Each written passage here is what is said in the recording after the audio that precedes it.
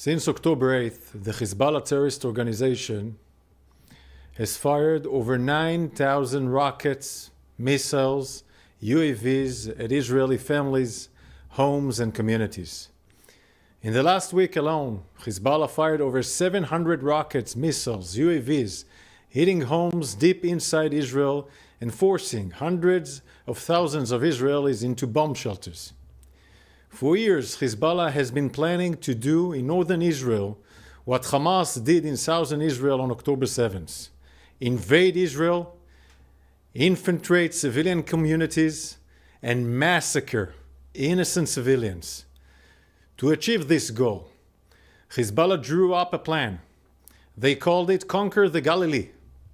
On Friday, the IDF conducted a precise strike based on intelligence on Ibrahim Akil, the architect of this plan, and other senior Radwan force commanders in Beirut.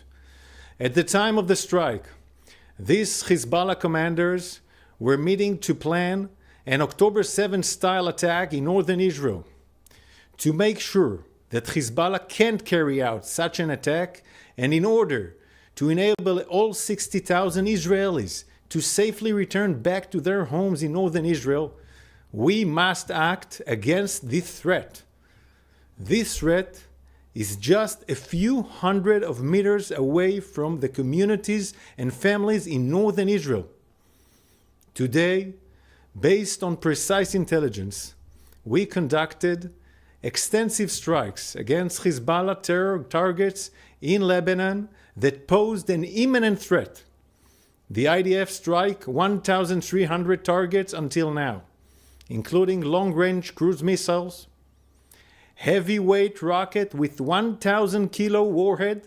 This is the same type of rocket that was used in the Majdal Shams attack that killed 12 innocent children. We also struck a short and medium-range rockets and UAVs, all capable of attacking deep inside Israeli territory and causing major damage to civilian towns and cities. As part of our efforts to mitigate harms to civilians, we provided advance warning to civilians in specific villages in Lebanon where Hezbollah embedded its military assets and weapons and warned them to move out of harm's way. However, even as we called on civilians to move away from danger, we saw that Hezbollah operatives were doing the opposite and acted to prevent civilian moving safety. This is because Hezbollah uses civilian population and civilian homes as a human shield for its terrorist activities. Today we exposed this strategy, showing how Hezbollah uses civilian homes as a cover for their deadly weapons. In these images, you can see how Hezbollah hides long-range rockets with range of hundreds of kilometers inside the attic of a house in the heart of Khumin al-Takhta village in southern Lebanon. You can see here that the rocket is stored on an hydraulic system and is prepared for a launch out of an opening in the roof, directed at the communities in northern Israel. And more than that, under this attic, a family lives and serves as a human shield for Hezbollah.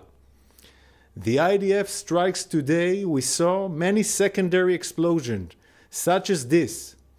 Behind every secondary explosions, there's a building containing deadly munitions, rockets and missiles, triggering such a reaction like you see here. It is likely that some of the casualties are from these secondary explosions. Here you can see a house used by Hezbollah to store its weapons. In the footage here following our strike on the weapon, secondary explosions can be clearly seen, and a rocket fired and hit a nearby house. Let me be clear. Hezbollah is responsible for this situation. This is Hezbollah's plan to turn southern Lebanon into a battlefield for its attacks on Israel. We cannot accept terrorist groups storing weapons inside people's homes, using them to fire at other civilian communities.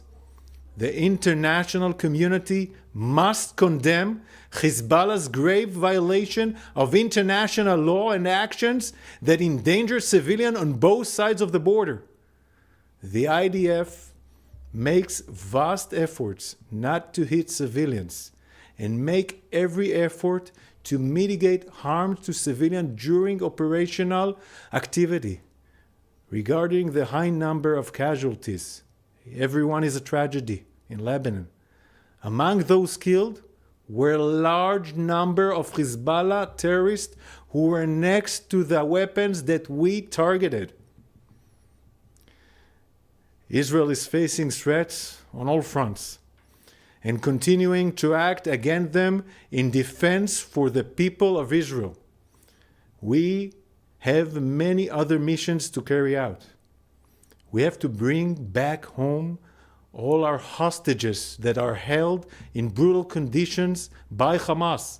We have to bring them back home in all means. We have to continue dismantling Hamas capabilities in Gaza. And we have to bring security to every Israeli citizen in the north and in the south.